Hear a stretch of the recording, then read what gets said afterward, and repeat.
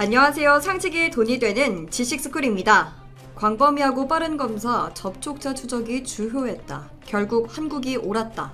코로나19 확산이 다시 빨라졌습니다. 세계적으로 매일 10만 명씩 확진자가 늘어나고 있는데요. 특히 브라질은 하루에 3만 명이 넘는 신규 확진자가 생겼고, 미국도 하루에 4만 명이 넘는 신규 확진자가 나올 정도로 걷잡을 수 없는 상황입니다.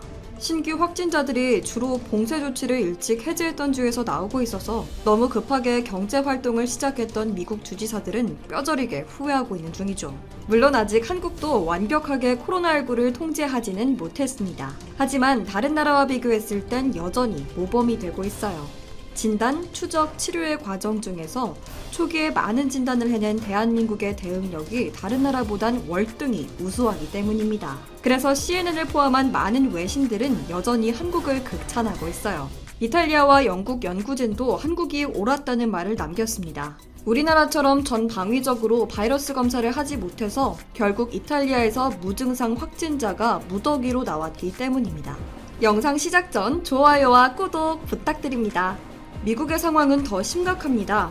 국립알레르기 전염병 연구소 소장 앤서니 파우치는 미국에서 하루에 10만 명의 환자가 나와도 놀랍지 않다고 말했고요.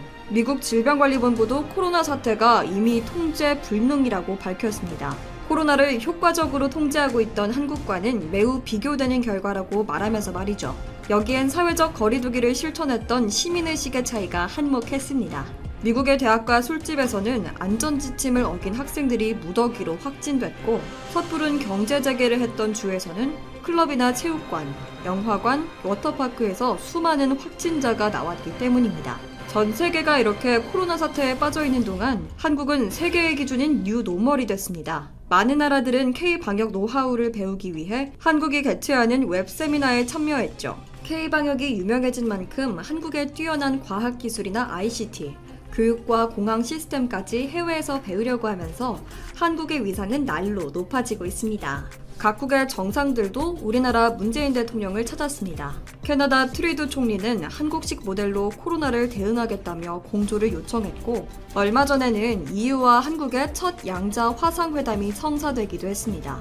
EU는 경제 활동을 하면서 포스트 코로나 시대의 그린 뉴딜 정책도 준비하는 한국과 함께하겠다고 밝혔습니다. 그러면서 7월부터 한국인 입국도 허용하기로 했습니다. 미국, 중국, 러시아 같은 나라와 달리 코로나를 잘 통제했기 때문에 EU에 입국할 만큼 안전하다고 판단해서입니다. 이렇게 요즘은 K-방역이 전 세계의 유행어처럼 사용되고 있는데요.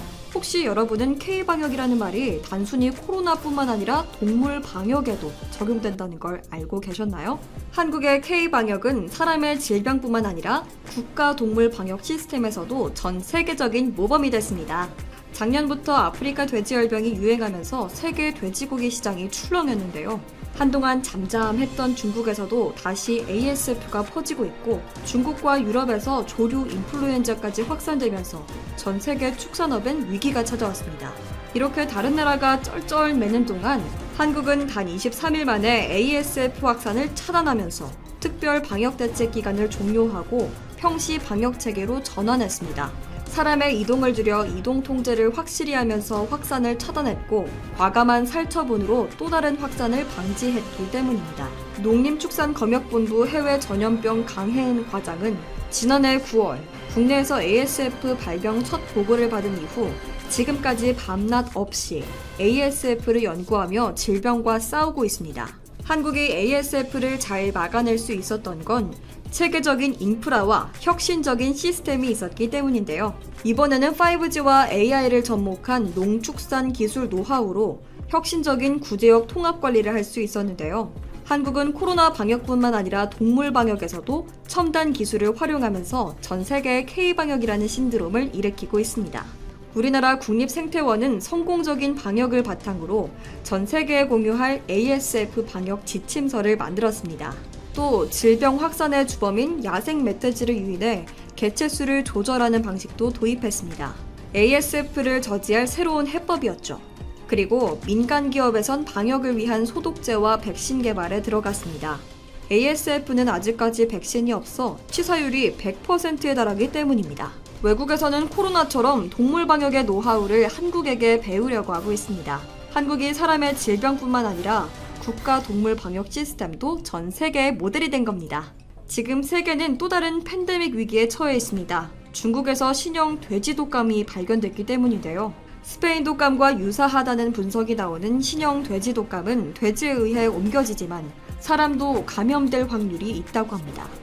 게다가 G4 바이러스의 주요 유전자 중 일부는 인체가 면역성이 없는 조류 인플루엔자 바이러스여서 새로운 백신이나 치료제가 개발되기 전까진 인간이 G4 바이러스에 취약할 수밖에 없습니다. 전문가들은 이 바이러스가 당장은 인간에게 급격히 전파될 가능성이 낮지만 그래도 잘 살펴봐야 할 필요가 있다고 말합니다. 여러 감염 과정을 거치면서 변이되고 사람 간 감염이 쉬워지면 또 다른 팬데믹 상황이 올 수 있기 때문인데요. 그래서 사람 사이 감염에 대한 연구 및 추적 조사가 필요하고 변이에 따른 백신과 치료제 개발을 준비해야 하는 거죠. 오직 중요한 것은 끊임없이 연구하고 대처하고 또 대처해야 한다는 것. 절대 한치의 방심도 금물이라는 것. 한국은 국민들의 협조와 정부의 신속한 대처, 거기다 첨단 기술을 도입한 방역 시스템으로 사람과 동물까지 포함한 K-방역을 통해 바이러스와의 전쟁에서 훌륭히 싸우고 있습니다. 하지만 아직 코로나 사태도 끝나지 않았고 신종 돼지 독감도 새로 발견된 만큼 절대 방심해서는 안 됩니다. 국민들은 한국이 그동안 쌓아올린 국격과 위상을 잃지 않도록 국가의 방역 정책에 잘 협조해야 할 거고요. 정부와 전문가들은 끊임없이 질병을 연구하고 추적해야 할 겁니다. 만약 우리가 백신까지 잘 만들어낸다면 전 세계가 우리를 보고 배우는 건 물론 우리나라를 존경하게 되겠죠? 여러분도 사람부터 동물까지 이어진 K-방역 자랑스럽게 생각하시나요? 오늘 영상과 관련된 여러분의 다양한 의견 댓글로 남겨주시면 감사하겠습니다. 혹시 주식 하시나요? 바이오 관련 급등 종목이 알고 싶으시다면 잊혀진 우리 영토 대륙봉 제7광구 얘기입니다. 10여 년 전에 개봉했던 영화 7광구 말고요. 80년대 초 삼유국을 향한 부푼 꿈의 날개를 달아줬던 대륙봉 제7광구를 우리 정부가 개발하겠다고 선언했습니다. 올해 1월 2일 산업자원부가 석유공사를 개발 사업자로 지정하고 일본 외무성의 통보 절차를 밟고 있는 것으로 확인됐습니다. 개발하면 하는 거지 왜 일본의 통보를? 7광구에는 그럴만한 곡절이 좀 있습니다. 지도에 노란 선이 바로 7광구입니다. 여기 석유가 있을지 없을지는 물론 봐봐야 알겠죠. 그러나 가능성은 매우 높습니다. 근거가 있느냐고요?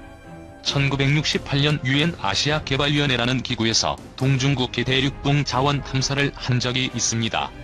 당시 보고서에서 하이완에서 일본 오키나와에 이르는 동중국해에 세계에서 가장 많은 매장량의 석유 자원이 묻혀있을 가능성이 높다. 이런 결론이 나왔거든요.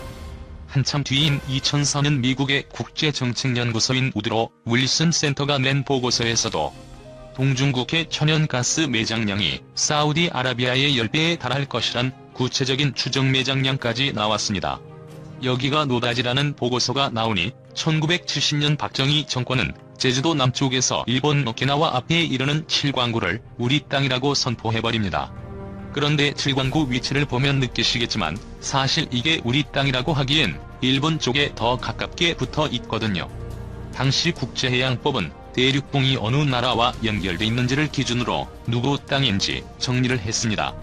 우리나라에선 제주도로부터 7광구까지 한 덩어리로 쭉 이어져 있으니 여기 우리 땅 이렇게 우길 수 있었던 겁니다.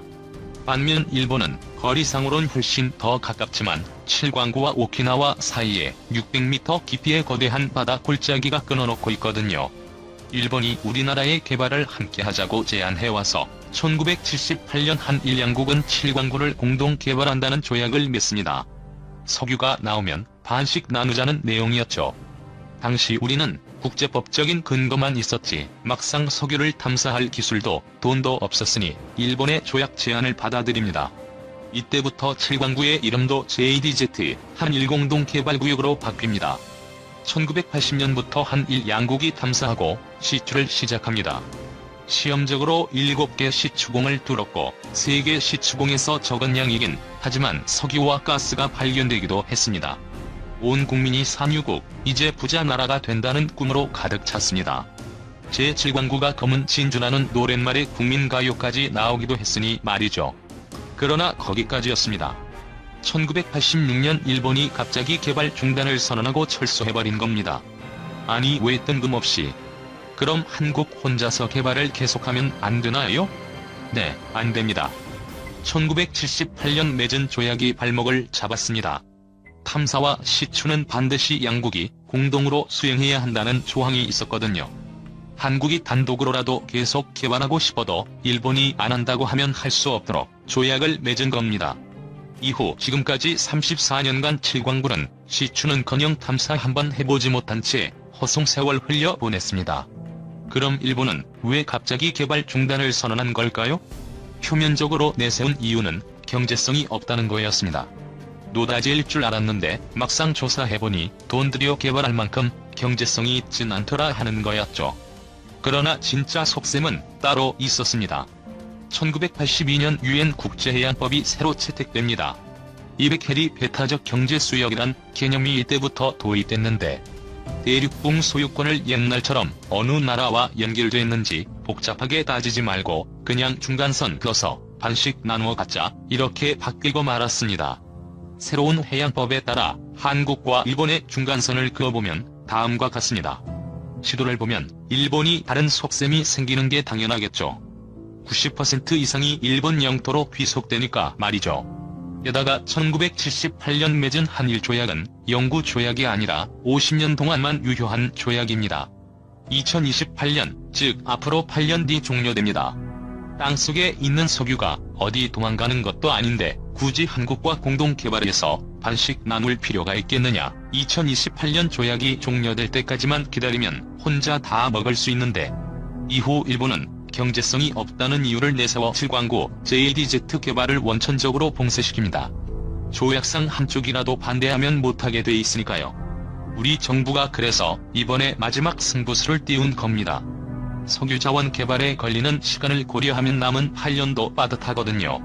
일단 우리 외교부가 지난달 일본 외무성에 한국이 개발을 시작하겠다는 입장을 전했고 현재 일본의 응답을 기다리는 중입니다. 과거 전례로 봤을 때 일본이 동의할 가능성은 글쎄요, 높지 않아 보입니다. 그런 경우를 감안하고서라도 우리 정부가 전략을 세우고 있을 것으로 믿습니다. 최근 한국석유공사가 제7광구의 자원 탐사와 채취를 할 수 있는 조강권자로 지정된 것을 계기로 제7광구 한일 공동개발을 서둘러야 한다는 주장이 제기됐다.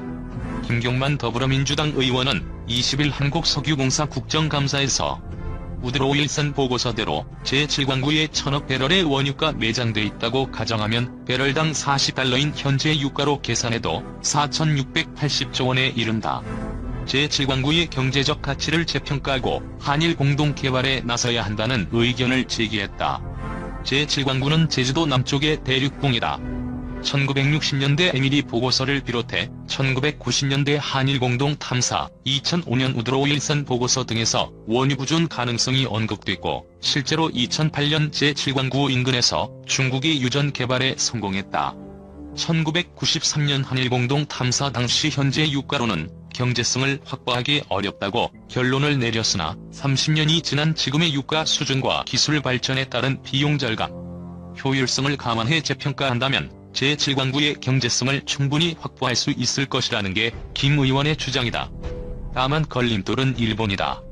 제7광구는 1974년 체결한 한일 대륙붕 공동개발협정에 따라 한일 공동개발구역로 지정돼 일본과의 공동탐사가 필요하지만 2009년 일본이 우리나라의 제7광구 공동개발 요청을 거절해 현재까지 개발하지 못하고 있다. 김경만 의원은 일본은 2008년 제7광구 인근에서 중국이 유전 개발에 성공하자 중일 공동개발에 합의하는 등 이중적인 태도를 보이고 있다. 이 같은 일본의 방해는 2028년 한일 대륙붕 공동개발협정 종료 시까지 기다렸다가 배타적 경제 수역을 내세워 제7광구의 영유권을 주장해 독식하겠다는 저의를 드러낸 것이라고 말했다. 그는 또 이대로 협정이 종료돼 중국마저 끼어들어 제7광구가 분쟁지역화할 경우 한일 양국의 손해라며 일본이 우리 정부와 공동개발에 착수하고 협정을 연장하는 것이 양국의 이익에 부합한다고 밝혔다.